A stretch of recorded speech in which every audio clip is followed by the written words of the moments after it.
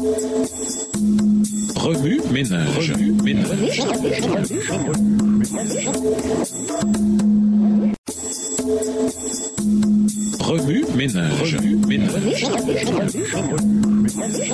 Bienvenue à notre émission Remue ménage. Nous voilà à la leçon de mercredi, invité, mort et ensevelissement. Après avoir remis sa mère au bon soin de Jean, Jésus sut que tout était accompli. Jean 19, verset 28. Il avait entièrement achevé l'œuvre que Dieu lui avait confiée. Naturellement, Jean omet de nombreux détails, choisissant plutôt de se focaliser sur la mort de Jésus comme la dernière grande réalisation de sa vie. Dans ces deux dernières déclarations, Jésus continua à démontrer qu'il contrôlait les événements au fur et à mesure qu'ils se déroulaient. En disant « j'ai soif » au verset 28, il prit l'initiative de demander à boire. Cela contraste avec les évangiles synoptiques, lesquels décrivent les spectateurs ou les soldats offrant le vin à Jésus. Matthieu 27, le verset 48, Marc 15, le verset 36 et Luc 23, le verset 36. Cette scène accomplit la prophétie de Psaume 69, le verset 22. Parmi les auteurs de l'évangile, seul Jean indique que l'éponge a été placée sur de l'hysope pour atteindre Jésus. Jean 19, le verset 29.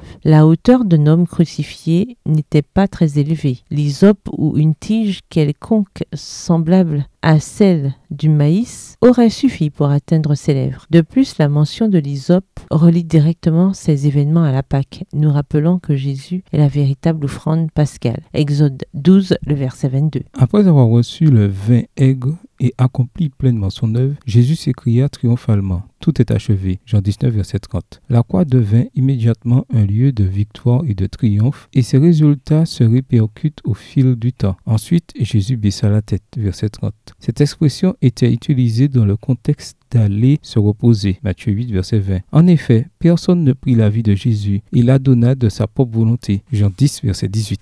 À ce moment-là, les Juifs demandèrent que les corps soient retirés des croix parce qu'il s'agissait d'un sabbat spécial. Il coïncidait avec le sabbat de la fête. Voir Deutéronome 21, le verset 23. Voyant que Jésus était déjà mort, les soldats décidèrent de ne pas lui briser les jambes comme ils l'avaient fait pour les deux autres crucifiés. Jean 19, les versets 31 à 33. La mort sur la croix se produisait par asphyxie et prenait souvent plusieurs jours. Le fait de briser les jambes des victimes les empêchait de soulever leur corps pour respirer, ce qui accélérait le processus. Pour confirmer la mort de Jésus, un soldat lui perça le côté et il en sortit de l'eau et du sang. Au verset 34. Pourquoi l'eau et le sang étaient-ils significatifs, si ce n'est que le soldat les vit personnellement et qu'ils constituaient une preuve de la mort de Jésus? Jean ne l'explique pas. Selon certains biblistes, la séparation de l'eau et du sang indique que Jésus est mort d'un choc hypovolémique. Deux disciples timides s'avancèrent alors pour s'occuper du corps de Jésus. Le lecteur n'a aucune information préalable sur Joseph d'Arimathée. L'introduction de ce personnage est soudaine. Cet homme était disciple de Jésus, mais en secret. Verset 38. Au moment où le pouvoir des Juifs sur Jésus atteignait son paroxysme, Joseph entra en scène pour manifester son soutien. Nicodème, lui, apparut plusieurs fois dans le récit, mais toujours avec hésitation. Ici, nous le voyons manifester lui aussi son soutien de manière tangible. Verset 39. La quantité d'aromates utilisés pour le corps de Jésus était digne d'un enterrement royal. De Chroniques 16, verset 14. Lors de sa première rencontre avec Nicodème, Jésus avait parlé de son royaume.